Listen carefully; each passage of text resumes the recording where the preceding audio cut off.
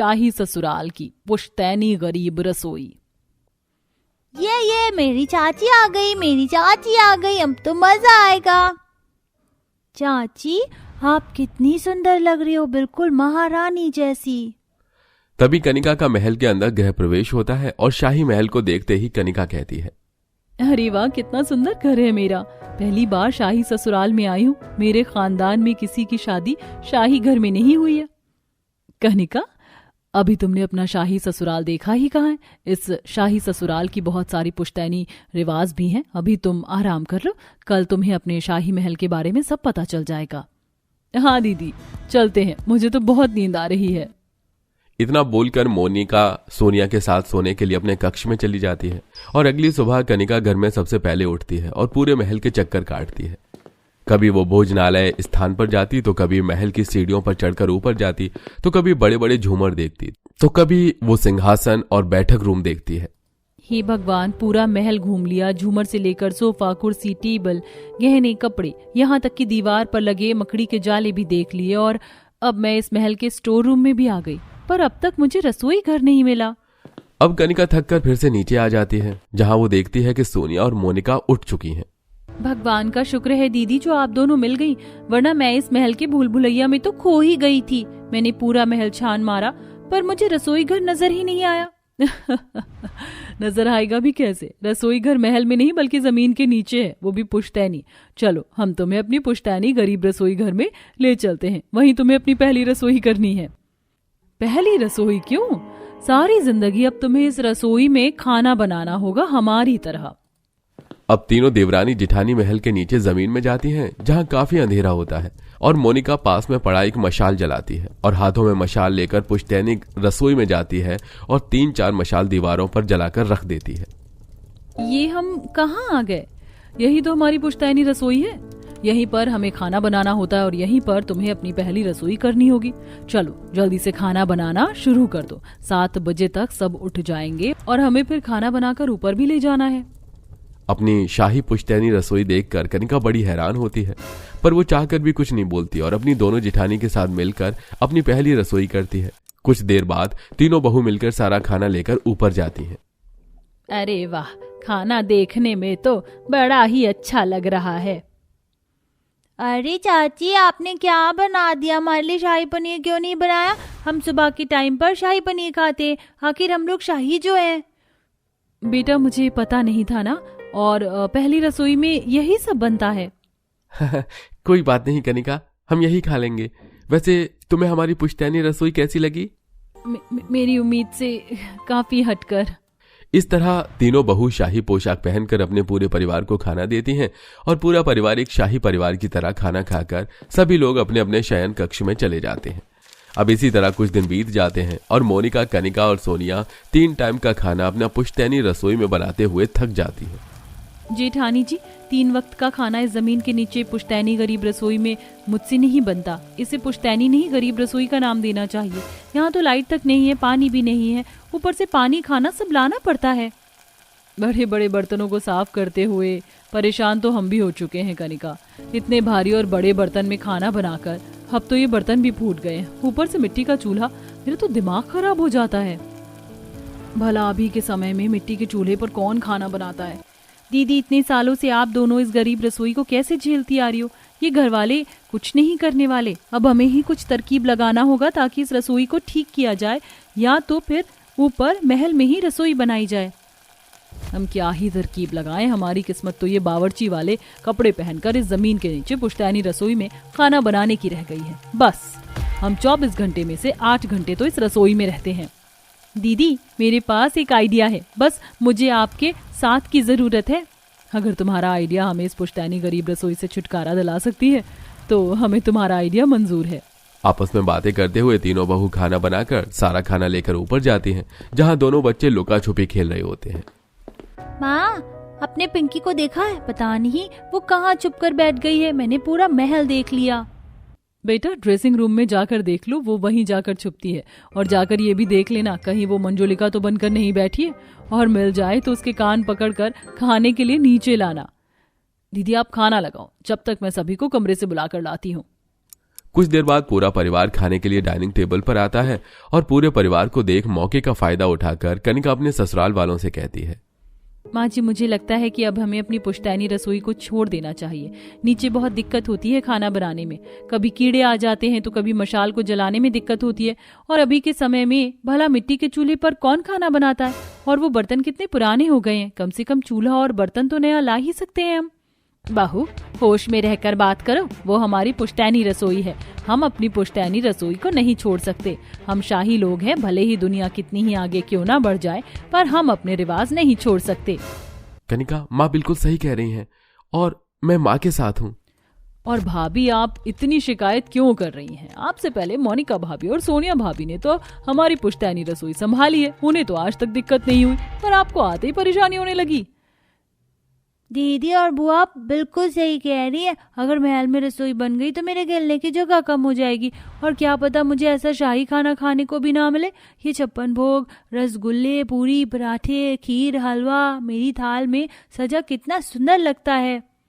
देखा कनिका, मैंने कहा था ना तुमसे, ये लोग नहीं मानने वाले। अपने घर वालों की बात सुनकर कनिका को गुस्सा आ जाता है और अगले दिन जब तीनों बहू मिलकर जमीन के नीचे रसोई में खाना बना रही होती हैं, तो जानबूझकर कनिका खाने में थोड़ी सी मिट्टी डाल देती है। अरे कनिका, तुमने ये क्या कर दिया? इतनी मुश्किल से हमने खाना बनाया और तुमने मिट्टी डाल दी। दीदी, जब घी सीधी उंगली से नहीं निकलती तो घी को पिघला देना ही सही रहता है। सही कह रही हो तुम, इतनी परेशानी हमने झेली, उसका 10% तो इन घर वालों को भी झेलना पड़ेगा। तीनों बहू अपने परिवार को एहसास दिलाने के लिए जानबूझकर खाने में मिट्टी डाल देती हैं और जब पूरा परिवार खाना खाता है, अरे चाची, मम्मी, ये आज आपने खाने में क्या बना दिया? खाना कम, मिट्टी ज्यादा मुंह में जा रही है। बहू, ये खाना तो मुंह में भी नहीं लिया जा रहा है। सासू माँ, रसोई बहुत पुरानी है, आपके पूर्वज के समय की। आप उसकी मरम्मत भी नहीं करवाती और ना ही लाइट लगवाती हो। इधर उधर से मिट्टी गिर रही है। कभी कभी तो मुझे डर लगता है कि कहीं खाने में कीड़े ना चले जाएं। अब आप ही देखो क्या करना है। माँ, दोबारा खाना बनने में बहुत टाइम लगेगा। मैं बाहर के ताज होटल का खाना मंगा रहा हूँ। अर्जुन सभी के लिए बाहर से खाना ऑर्डर कर देता है और पूरा परिवार अपने अपने रूम में बैठकर खाना खाते हैं। और अगले दिन फिर से तीनों देवरानी जिठानी खाना बनाकर जब खाना ऊपर लेकर जाती हैं तो जानबूझकर सोनिया महल की लाइट काट देती है और मोनिका अपने पूरे परिवार से कहती है, ये लाइट तो फिर से चली गई। माँ जी, पता नहीं लाइट कब तक आएगी और आपकी दवाई का समय हो रहा है। मैं तो कहती हूँ कि आज हम सब लोग मशाल वाले रसोई घर में डिनर कर लेते हैं, जैसे कैंडल लाइट डिनर होता है। क्या अब हमें उस गंदी बदबूदार मिट्टी वाली जगह में नीचे जाकर खाना खाना होगा? बेटा, और कोई रास्ता भी तो नहीं है। पूरा परिवार मुंह बनाकर नीचे रसोई में खाना खाने के लिए जाता है और इसी बीच कनिका 2 चूहे लाकर नीचे छोड़ देती है। और जब पूरा परिवार खाना खा रहा होता है तभी चूहे कभी आशा के ऊपर चढ़ता तो कभी अर्जुन के खाने के प्लेट में आ जाता, जिस वजह से वो अब खाने से उठ जाते हैं। माँ जी, आपने खाना क्यों छोड़ दिया? ये चूहे तो हमें खाना बनाते टाइम भी ऐसे ही परेशान करते हैं। नहीं बहू, मैं ऐसी जगह खाना नहीं खा सकती, भले ही मुझे एक दिन भूखा रहना पड़े। खाना खाने में इतनी परेशानी कौन झेलता है? माँ जी, सोचिए, जब आप 10 मिनट इन परेशानियों को झेलकर खाना नहीं खा सकती तो हम कैसे इतने सालों से इतनी सारी परेशानियों को झेलकर आपकी इस पुश्तैनी रसोई में खाना बनवा रहे थे। आप सब बिल्कुल सही कह रही हैं माँ। हमारा इतना बड़ा महल है, इतने सारे कमरे खाली हैं, क्या हम ऊपर एक रसोई नहीं बना सकते? तुम सब सही कह रहे हो। अब हमें अपनी नीचे की इस पुश्तैनी रसोई को बंद करना होगा। उस दिन पूरे परिवार को एहसास हो जाता है कि समय के साथ बदलना कितना जरूरी है।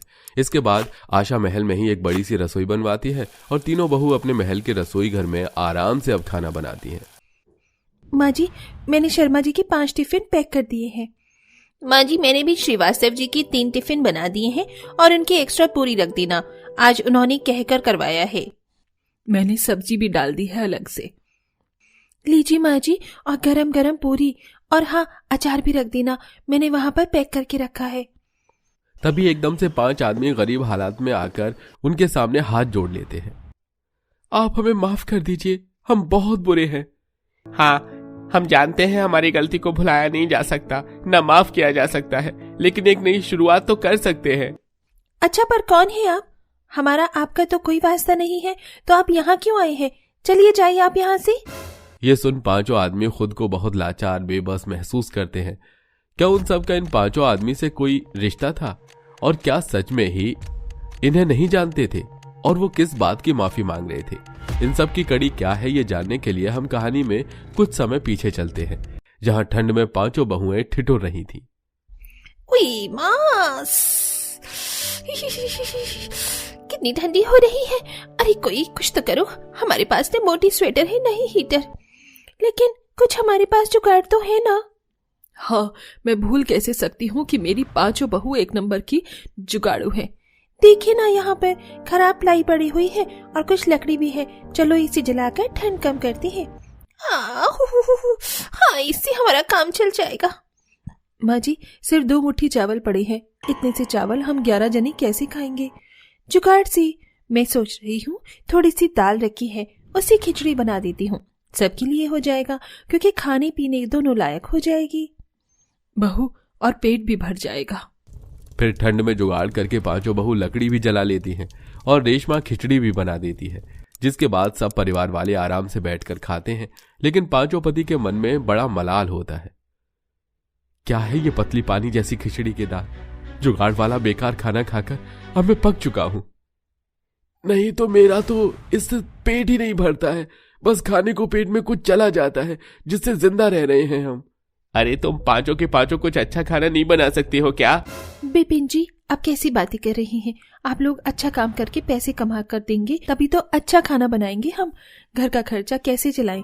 आप तो पैसे लाते हैं, उसमें तो यही जुगाड़ करके खाना पड़ेगा। 2 वक्त की रोटी के लिए भी कुछ नहीं हो पा रहा है। और क्या विपिन, उसे क्या कह रहे हो? तुम पांचों भाइयों को पता नहीं है कि घर में कितने जने हैं, कितना सामान लाना चाहिए? रेशमा, तुम ये कैसे बोल सकती हो?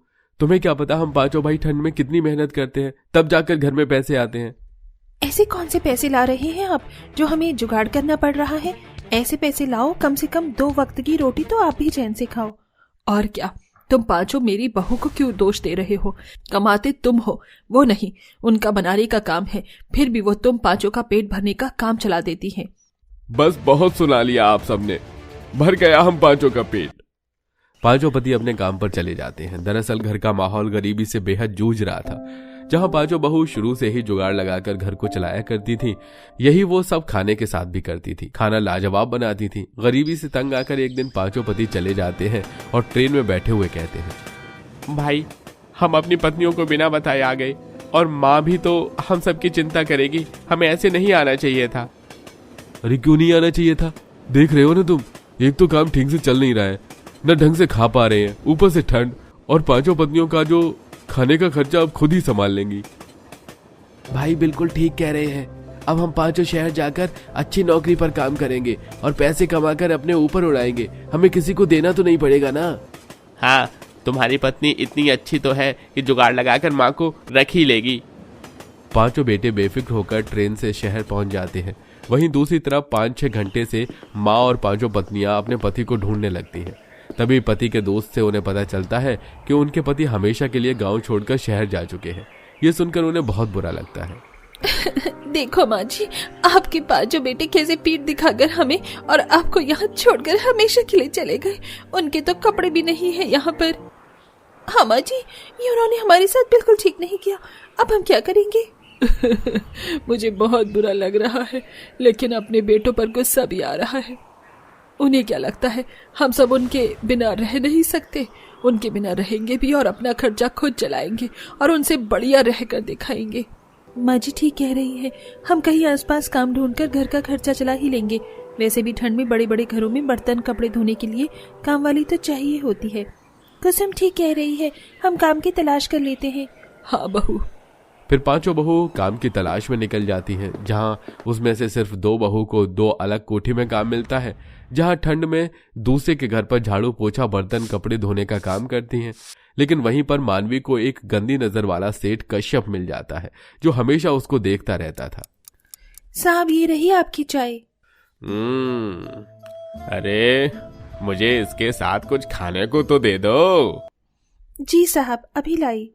कश्यप उसका हाथ छूकर चाय का कप पकड़ता है और जब वो बिस्किट लेकर आती है तो उसे गिरा देता है। जहां मानवी बिस्किट उठाने लगती है तो आसपास किसी के न होने का फायदा उठाकर मानवी को जबरदस्ती गले लगाने लगता है। साहब मुझे छोड़ो, आप क्या कर रहे हैं? साहब हटो। अरे क्या हुआ जाने मन, डरो मत, यहाँ आसपास कोई नहीं है, सिर्फ मैं और तुम हो। चिंता मत करो, किसी को कुछ पता नहीं चलेगा। कमीने, तेरी इतनी हिम्मत! मानवी उसे थप्पड़ मारकर जोर का धक्का मारती है और वहां से भागकर घर आ जाती है और रोने लगती है। बहू, तुझे क्या हुआ? तू ऐसे रो क्यों रही है जब से आई है? बता मुझे। माँ जी, मुझे मानवी के साथ कुछ ठीक नहीं लग रहा है। क्या मैं जो समझ रही हूँ मानवी वही हुआ है? यह सुनकर मानवी जोर जोर से रेशमा के गले लगकर रोने लगती है। यह सुन सब सदमे में आ जाते हैं और मानवी रोते रोते सब कुछ बता देती है। कुसुम, एक बहू के साथ ऐसा हो गया। मैं नहीं चाहती तेरे साथ ऐसा कुछ हो, इसलिए तू काम पर नहीं जाएगी। मैं सोच रही हूँ हम अपना ही काम कर ले, वो भी घर से, ताकि तुम्हें बाहर नहीं जाना पड़े। कम से कम मेरी आंखों के सामने तो रहोगी। हाँ माँ जी, पर ऐसा क्या काम हो सकता है? तुम पांचों खाना बहुत स्वादिष्ट बनाती हो, टिफिन सर्विस शुरू कर दो। मुझे किसी ने ये काम करने को कहा था, पर जब पांचों बेटे कमा रहे थे इसलिए मैंने मना कर दिया, पर मैं चाहती हूँ तुम करो। ठीक है माँ जी। कुछ दिनों बाद जब मानवी संभल जाती है तो चारों बहू के साथ मिलकर जुगाड़ करके खेतों से सब्जी ले आती है और कहीं बाजार की आधी खराब सब्जी उठाकर ले आती है। वहीं तीसरी बहू उधारी पर आटा और मसाले ले आती है, जिसके बाद वो खाना बनाना शुरू कर देती है। और दो बहू ऑफिस, दफ्तर और मजदूरी की जगह जाकर टिफिन सर्विस की बात करती हैं, जिसमें उन्हें 10 से 15 लोगों का ऑर्डर मिल जाता है और वो खाना देना शुरू कर देती हैं। अरे जल्दी जल्दी टिफिन पैक कर दो, 10 बज गए हैं। मुझे 5 मिनट में टिफिन की सर्विस करनी है। अनीशा, मानवी, कुसुम, तुम भी देने चलो, काम जल्दी हो जाएगा। हाँ हाँ दीदी, खाना थैले में रख दी, खाना पैक तो हो गया है। फिर पांचों बहू खाना लेकर अलग अलग जगह पर टिफिन की सर्विस दे देती हैं और ऐसे ही अगले दिन भी करती हैं, तो उन्हें ऑफिस से तारीफ मिलती है। अरे मानवी जी, आपकी टिफिन सर्विस बहुत अच्छी है।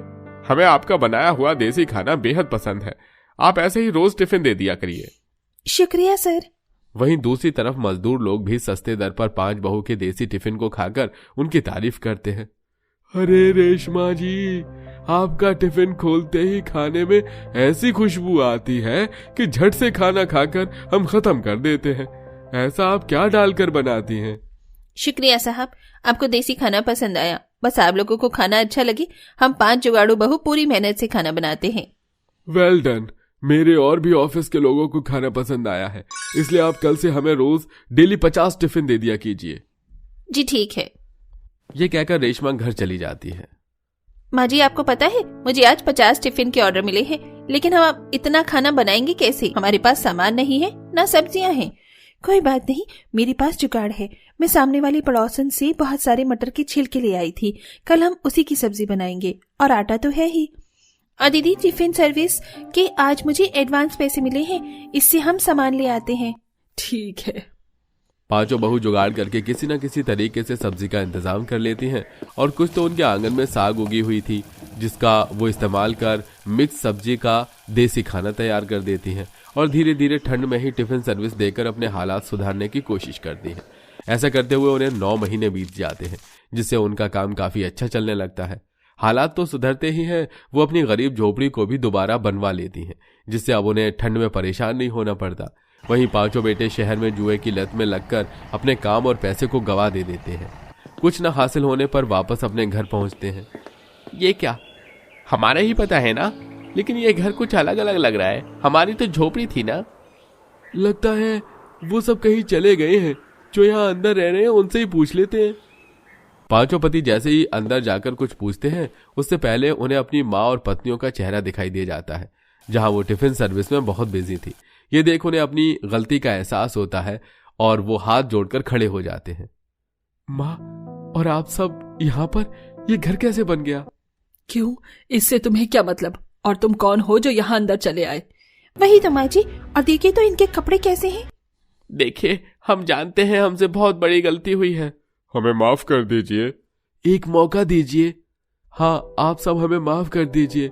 हम बहुत बुरे हालात में सबको छोड़कर चले गए थे। क्यों, ऐसे कैसे माफ कर दी? आप सब तो हमें छोड़कर चले गए थे जब नहीं सोचा हम कैसे रहेंगे। आपको क्या पता इन सब बीच में हमें किन किन मुश्किलों का सामना करना पड़ा। चले जाओ यहाँ से, अब मेरी बहुएं संभल चुकी है तुम्हारे बिना। तभी पांचों पति अपनी पत्नियों के पैरों में गिरकर माफी मांगने लगते हैं। उन्हें तरस आ जाता है और वो माफ कर देती हैं। ठीक है, ये सिर्फ पहला और आखिरी मौका है। इसके बाद पांचों पति भी अपनी पत्नियों के साथ देसी खाना टिफिन सर्विस में जुड़ जाते हैं और खुशी खुशी उनके साथ रहने लगते हैं। तो दोस्तों, कैसी लगी आपको हमारी ये कहानी? हमें कमेंट में जरूर बताएं। साथ ही आपको हमारे चैनल की कौन सी कहानी ज्यादा पसंद है, हमें ये भी बताइए।